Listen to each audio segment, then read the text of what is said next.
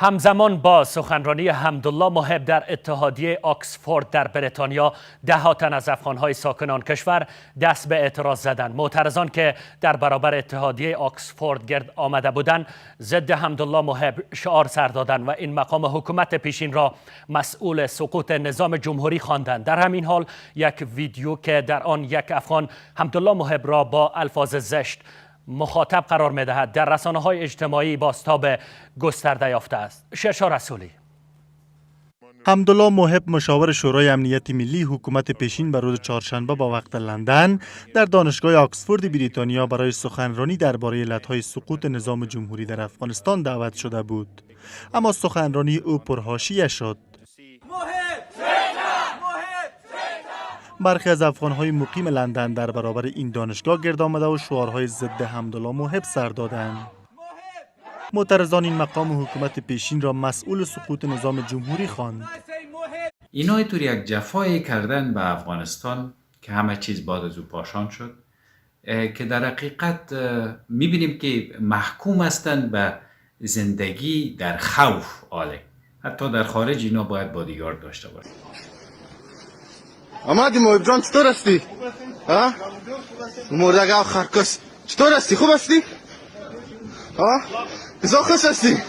میگن خانه نو خریدی و بچه کدوم مبارک باشه، خانه نوید پیسی افغانستان دوزی کدی رفتی ها؟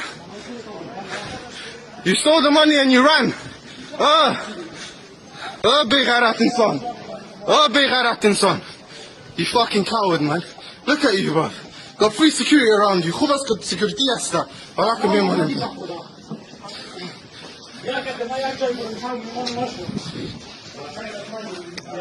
یا یک شب یک دانه قابلی یک دانه پخسی گو برد میتون مو بچه خاک در سرت.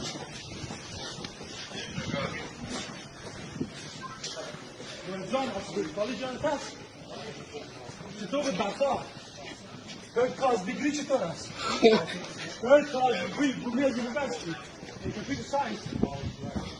نام خدا موتر سیکو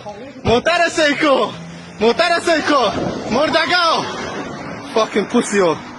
حمدالله محب در بخشی از سخنرانیش یکی از علتهای سقوط حکومت پیشین را تبلیغات نادرست رسانه‌ها یاد کرد. او در این میان تولونیوز را درباره گزارش‌های مربوط به ارتش پیشین نیز مقصر خواند.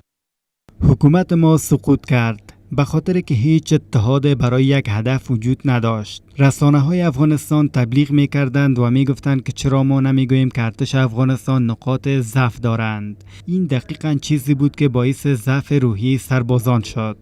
وقتی که تولونیوز گزارش‌های پیهم را پخش می‌کرد که ارتش افغانستان ناتوان است و طالبان پیشرفت می‌کنند و نقاط ضعف در ارتش افغانستان وجود دارد و هیچ ضعف در طالبان وجود ندارد و طالبان تغییر کردند، با آنان مصاحبه میکرد و فکر میکنید که اردوی افغانستان این را به نفع خود میدانست؟ کاملا نه. یکی از بخش‌های اساسی سقوط افغانستان و از بین بردن ارزش‌های افغانستان ضعیف بودن این شخص بوده.